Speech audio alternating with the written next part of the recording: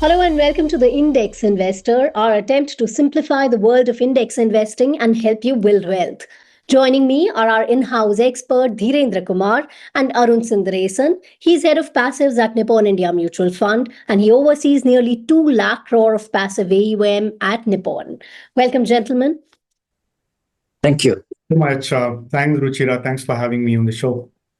Great to have you back. Now, to begin with, Arun, let's start with the basics. First up, if you could explain what are index funds and what are ETFs and how are the two different from each other? Both index fund and ETF, exchange trade fund, are part of passive investing. And the way they differ from other types of investing, the mutual fund investing, is that they simply follow an underlying index. So to give you an example, for you'll take Nifty 50, for example. All of us know that it has 50 stocks in certain proportion. Let's say HDFC Bank is about 13%, Reliance Industries is about 8.5%. Then you have various other stocks, total of 50 stocks as per the free float market cap. So a fund, whether it is an index fund or a ETF on Nifty 50, that fund will simply invest in the same set of stocks in the same proportion, nothing less and nothing more.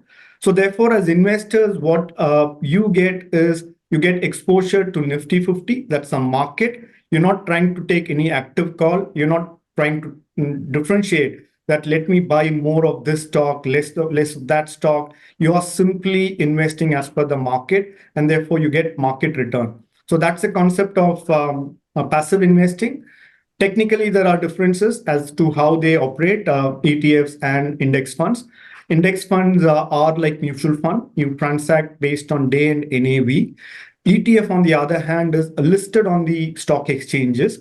So you can transact, you can trade just like how you do stocks. You can buy, let's say at 11 o'clock, you can sell at any point in time. So that's a basic difference between the two formats.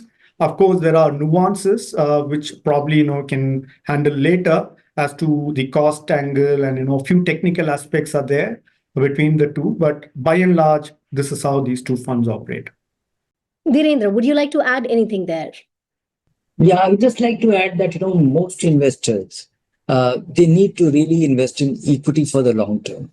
And investing in equity for the long term, after you have overcome all the objections that okay, I will invest the money when I will have it, I will have little more, and investing is a very difficult initiative. You have to postpone your consumption today to invest. So most people take their own time and understandably to start investing. And the last excuse is that when I will figure out which is a good fund. And if you are stuck at that point, just jump into an index fund. Don't postpone it any further. It brings about speed and it helps you get started. And getting started for the long run with equity is most important. So get going, and an index fund helps you do that. Right. So the next question is somewhat related to what you already said. With a lot of talk around active and passive investing, their pros and cons, why do you think should one choose passive investing?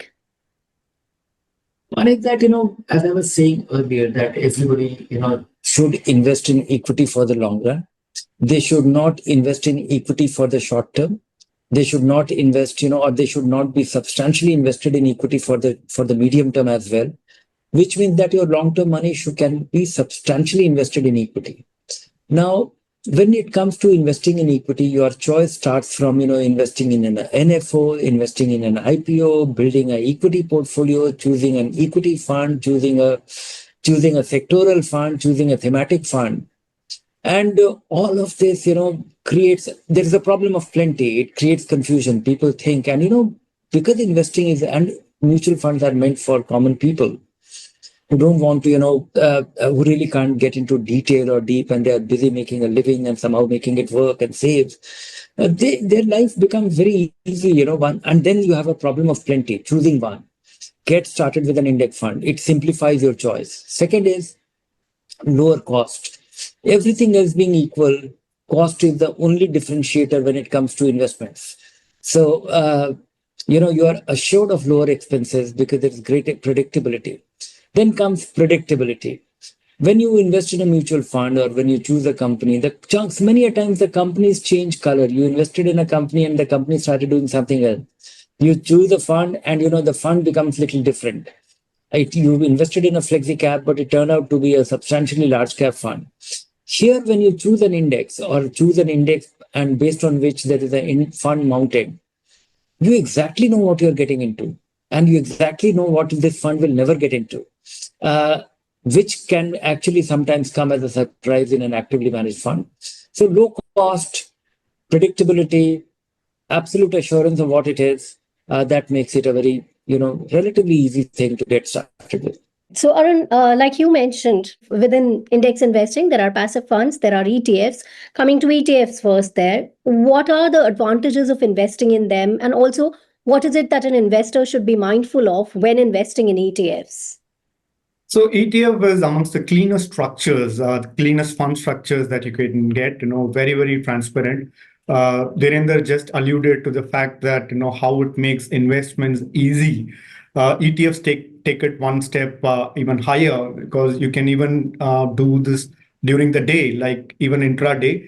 Many times you would realize that in a particular day, market, let's say at 10:30 could be down 2%, and towards the end of the day it could be up by 1 or 2%. So during the day itself, sometimes there could be 3 or 4% kind of volatility. So ETFs allow you to capture that. So a lot of investors prefer, for all the advantages that Dhirendra talked about, that you get simple market exposure at low cost. It's very, very predictable. It's true to label. So what you see is what you get. For all those advantages, now, having said that, ETF investors also need to be mindful about a few things.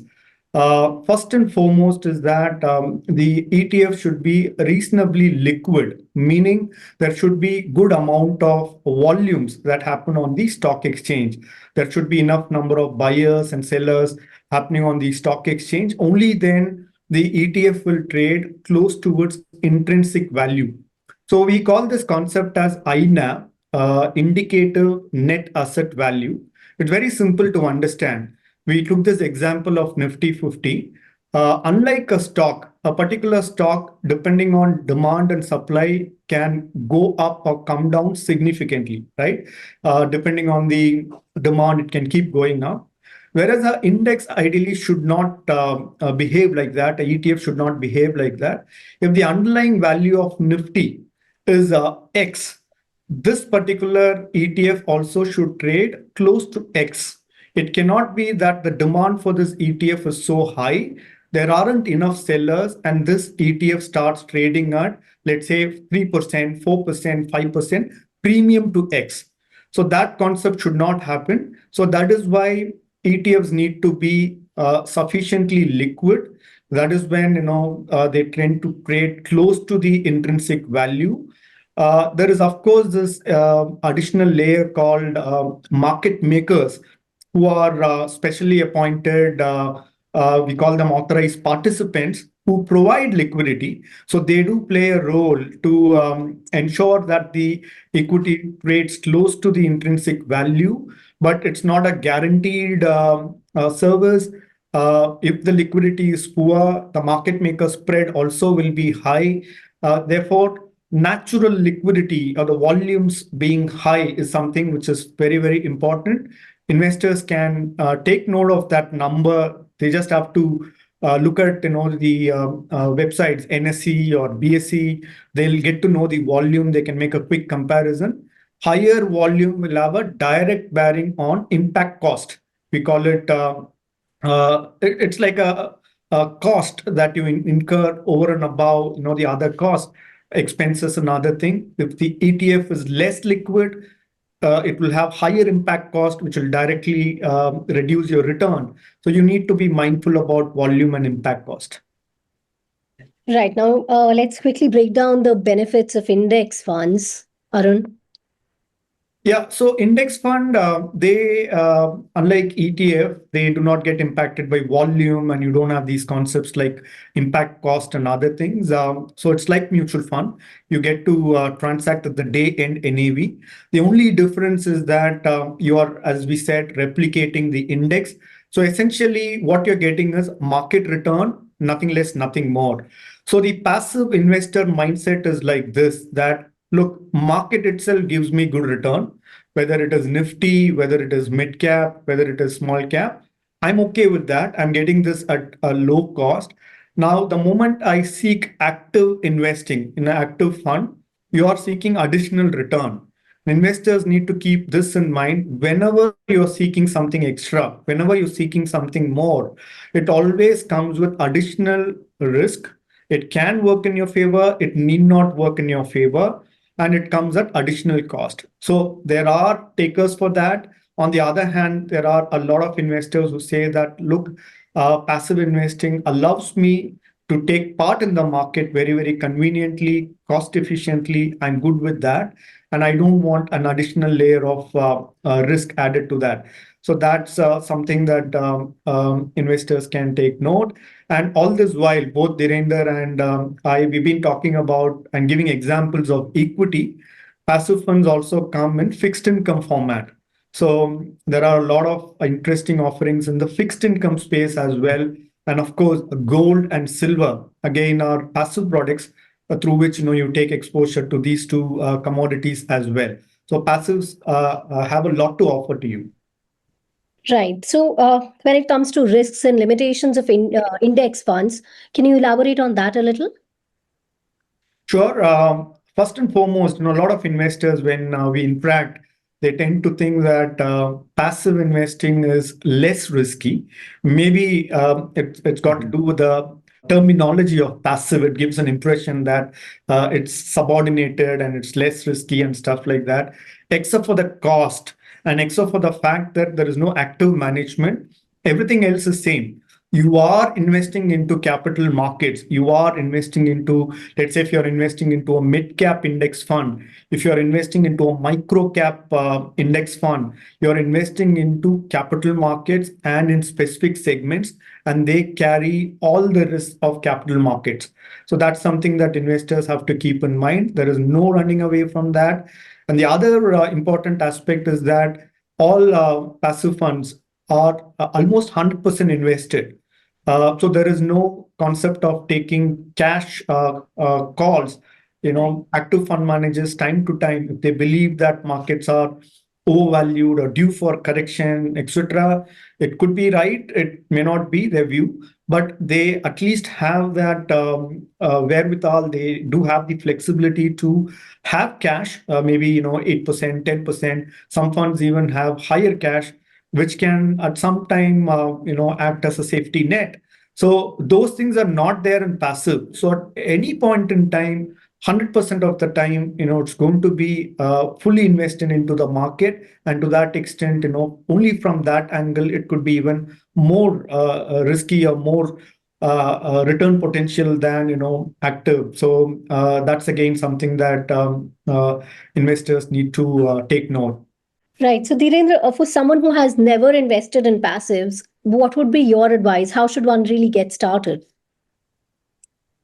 Investing in index fund, one should, if you have been finding different excuse when not to invest, index fund could be, a good starting point. It makes your life easy, it's simple, and you are able to get substantial benefit of investing in equities. And when investing in equity, thinking of index, consider a broad-based index, BSE 100, Nifty, or Sensex.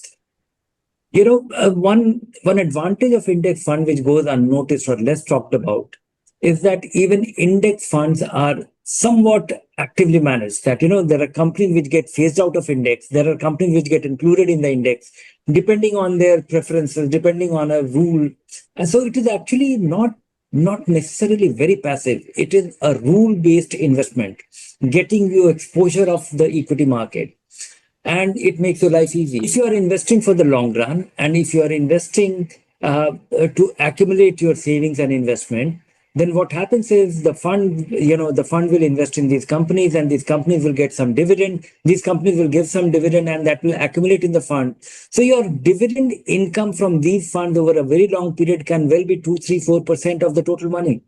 And that also gets a tax deferral, because the beauty of mutual fund is that once you start investing, you are not liable to pay any taxes till you realize them. And you have this active or somewhat churn happening in the index or whatever happening. It makes your life easy. It is very simple, and it virtually costs nothing. Right. Arun, would you like to add something there as to how one should get started while investing in index funds? Yeah, so very well articulated by Dhirendra. So one way of looking at is to get market exposure when you're confused as to which part and where to invest and stuff like that. You take that call and go and invest into an index. It gives you very very easy exposure. So I can give you this example. Like even Lord Hanuman, he did not know which herb to pick up. So what he did was he picked up the entire mountain, right? Sanjeevani mountain. Mhm. So index investing is like that. Time is of essence. You get there and get into action, get into the mountain. So that's what index investing is all about. So that's one way of looking at it. For evolved investors, see, I'm sure out of a lot of Very impressed by your metaphor. so a lot of our investors also will be pretty evolved, right? They would have invested into several funds, and they could be looking at some unique offerings, some differentiated offerings. So there again, passive funds can come in, quite well. In fact, quite contrarily, a lot of people think that passive funds is only about, let's say, Sensex, Nifty, or a very basic kind of market exposure. The answer is no. Today, there are more than 200 unique indices, both equity and fixed income put together. Equity alone, there are more than 100 unique indices on which there are products available. These products are one on broad-based indices like Nifty, mid cap, small cap. Then you have sector indices like bank, pharmaceuticals, auto. Then you have thematic like consumption, infrastructure, and a lot of variants, even thematics. So, for example, if you take auto, there can be a EV variant in auto, which is available in the passive format, but not so much in any other format. Likewise, there is also this what is called as strategy indices. So, suppose you like quality as a way of investing, or if you think that markets are going to be volatile for whatever reason, equity markets, you want to be there, but you want the stocks to be less volatile. There is a fund, there are formats available for you to play the low volatility stocks in the market. So likewise, there are a lot of different unique variants available in the passive format, both in equity as well as in fixed income. That's another way to look at taking exposure to passive funds. They can very nicely complement. It can help you even further diversify your portfolio, which can be consisting of various funds. Still you'll be able to add a lot of passive funds to your portfolio. Right. So that's a quite comprehensive overview of passive investing. Now, here are some commonly asked questions sent in by our viewers. The first one is, can I invest in SIPs through index funds? Very much, obviously. Index funds are just like mutual funds. You can make SIPs. In fact, as we speak now, in the mutual fund industry, nearly 1,300 crores of monthly SIP comes through to only the index funds. So not only index funds, you'll be surprised, even in ETFs, one can make SIPs, and the amounts typically start very, very low. Sometimes even with 100 rupees or 500 rupees, you can make SIPs. It's very much possible. All right. So the next question sent in by a viewer is, are index funds good for long-term goals? 100%. Obviously, nothing changes between, this is again something that we like to reiterate, between, let's say, index funds and a normal mutual fund. Nothing is very different, right? So if equity mutual fund is supposed to be for the long term, why do we say long term? Is because in the near term, we don't know what can happen. I'll give you a classic example of something that happened very, very recently when the tensions between India and Pakistan were at the peak. For a lot of things were uncertain, markets were down 1 or 2 days, but thankfully quickly it got resolved, and the day it got resolved, markets went up by 3.5%. Now, could somebody have predicted when during the peak of the trouble that markets could recover so fast, and vice versa, right? These things can happen anytime. It can be global related, tariff wars or multiple other things. You don't know how markets could react at any point in time in the very near term.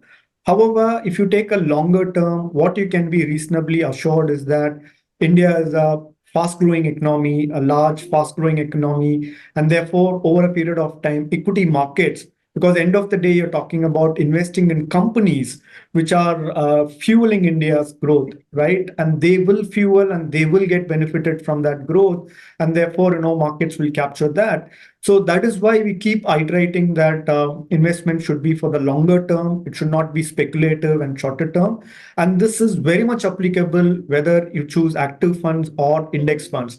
It need to be, when it comes to equity, has to be necessarily long term. Of course, you have liquidity. So you invest today, you can withdraw after a month, 2 months, anytime you want. That's a different story. But in your mind, you should be prepared to stay invested for longer term to get reasonable good returns. Having mentioned that, if it is fixed income again come in different formats. There are very, very short term fixed income funds as well. You'll be surprised. There is a liquid ETF, which is a 1 day ETF which invest into TREPs and money market instruments. So it can be invested today, it can be redeemed tomorrow. There are fixed income index funds which are meant for 1 month, 2 months. So it completely depends. But when it comes to equity funds, just like any other funds, we would recommend index funds also to be slightly longer term. Right. Now, to quickly wrap it all up, quick takeaways from you. Dhirendra, from you first. Invest in equity for the long term. If you're finding any difficulty, get started with an index fund and think about it. And if you can't think further, if you're too busy, just be at it. Keep increasing your amount of investment. And it helps you save overthinking. It helps you evade the noise. So it is a great vehicle, and you are not wrong. If you believe in the India story, buy and invest in an index fund and invest it now.